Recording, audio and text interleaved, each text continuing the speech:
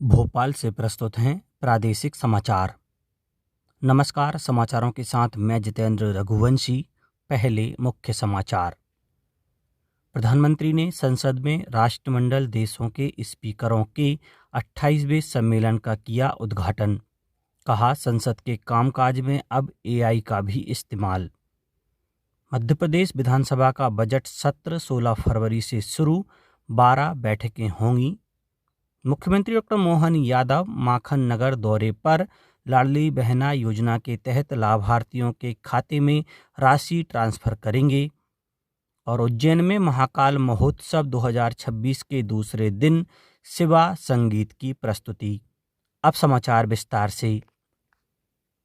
प्रधानमंत्री नरेंद्र मोदी ने संसद भवन के केंद्रीय कक्ष में राष्ट्रमंडल देशों के स्पीकरों और पीठासीन अधिकारियों के 28वें सम्मेलन का उद्घाटन किया। सम्मेलन का उद्देश्य समकालीन संसदीय मुद्दों पर चर्चा और लोकतांत्रिक संस्थाओं को सशक्त बनाना है। अपने संबोधन में प्रधानमंत्री ने आर्टिफिशियल इंटेलिजेंस का भी उल्लेख किया और कहा कि अब संसद के कामकाज में भी तकनीकी नवाचार और एआई का इस्तेमाल किया जा रहा है। मध्य प्रदेश की 16वीं विधानसभा का बजट सत्र 16 फरवरी से शुरू होकर 6 मार्च 2026 तक चलेगा। यह 19 दिन का सत्र होगा, जिसमें सदन की 12 बैठकें होंगी और कई महत्वपूर्ण शासकीय काम किए जाएंगे। राज्यपाल मंगूभाई पटेल द्वारा अनुमोदित अधिसूचना विधानसभा सचिवालय ने जारी कर दी है। इसके अनुसार अशासकीय विधेयकों की सूचनाएं 4 फरवरी तक और शासकीय संकल्पों की सूचनाएं 5 फरवरी तक जमा की जा सकती हैं। स्वास्थ्य मंत्री जगत प्रकाश नड्डा ने कहा है कि भारत के आयुष और हर्बल उत्पादों के निर्यात में 6% से अधिक की बढ़ोतरी हुई है। उन्होंने बताया कि निर्यात वर्ष 2023-24 में 64 करोड़ 90 लाख डॉलर से बढ़कर 2024-25 में 68 करोड़ 80 लाख डॉलर से अधिक हो गया है।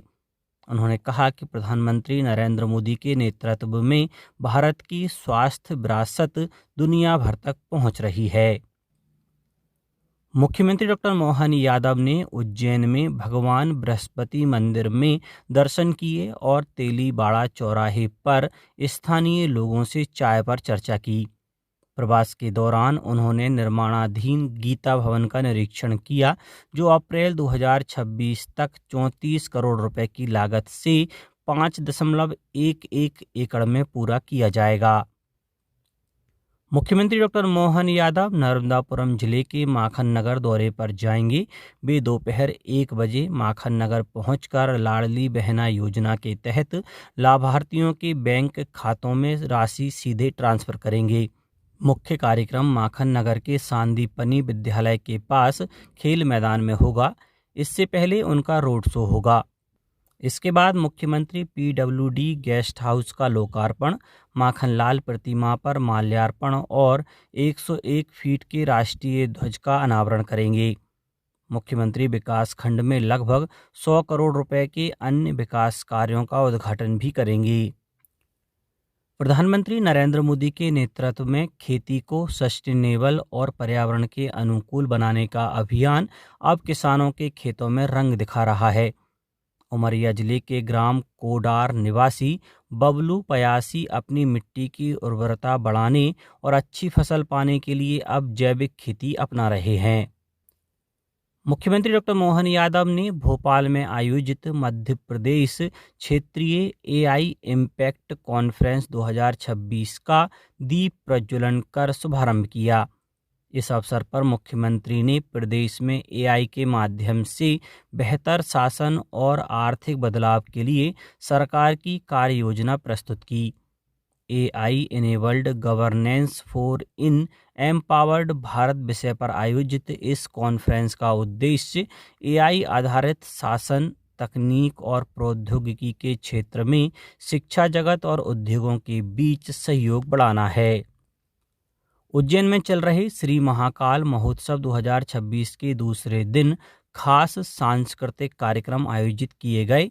महोत्सव में शिव तत्व पर आधारित संगीत प्रस्तुति पेश की गई। महोत्सव के पहले दिन प्रसिद्ध गायक शंकर महादेवन ने शिव ओहम की भावपूर्ण प्रस्तुति दी थी, जिसने श्रोताओं को मंत्रमुग्ध कर दिया था। यह महोत्सव वीर भारत न्यास विक्रमादित्य शोधपीठ और श्री महाकालेश्वर मंदिर प्रबंध समिति के संयुक्त तत्वाधान में आयोजित किया जा रहा है। महाकाल महोत्सव का उद्देश्य श्रद्धालुओं को अध्यात्म, धर्म और प्रदेश की समृद्ध सांस्कृतिक परंपरा से जोड़ना है। खाद्य मंत्री गोविंद सिंह राजपूत ने बताया कि अब तक 7,40,000 किसानों से करीब 49,87,000 मीट्रिक टन धान खरीदा जा चुका है। यह न्यूनतम समर्थन मूल्य पर हुआ है। धान की खरीदी 20 जनवरी तक जारी रहेगी और किसानों को अब तक 8,291 करोड़ रुपए से अधिक का भुगतान किया जा चुका है।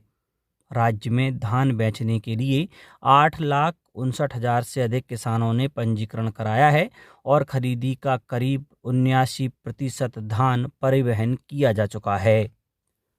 इंदौर में भारत और न्यूजीलैंड के बीच 3 मैचों की वनडे सीरीज का आखिरी मुकाबला खेला जाएगा।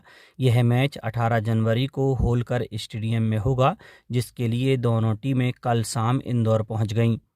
होलकर स्टेडियम बल्लेबाजों के लिए मशहूर है और यहां अक्सर हाई स्कोरिंग मैच देखने को मिलते हैं। पहले 2 मुकाबलों में दोनों टीमें 1-1 से बराबरी पर हैं, जिससे तीसरा और निर्णायक मैच बेहद रोमांचक होने वाला है।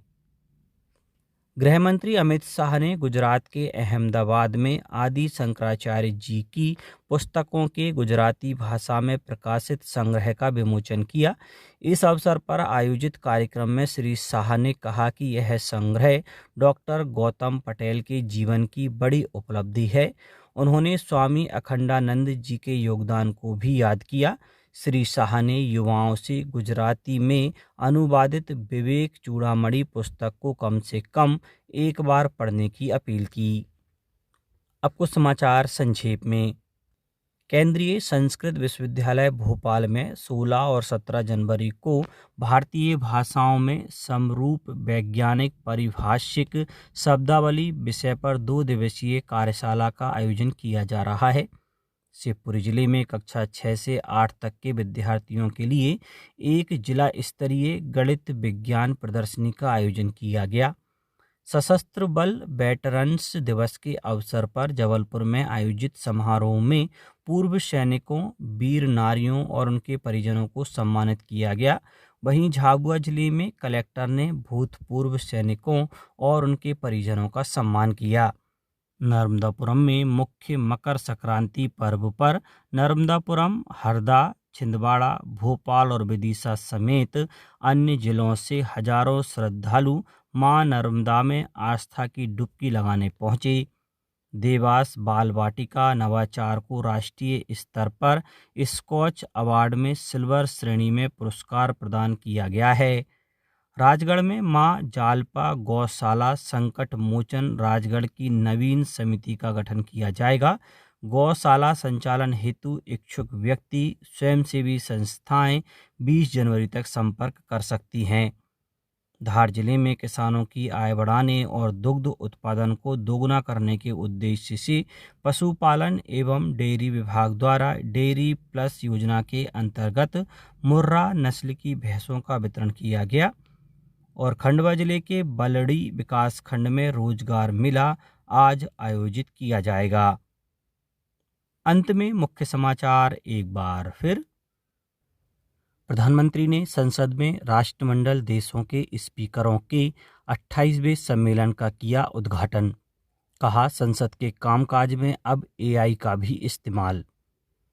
मध्य प्रदेश विधानसभा का बजट सत्र 16 फरवरी से शुरू, 12 बैठकें होंगी।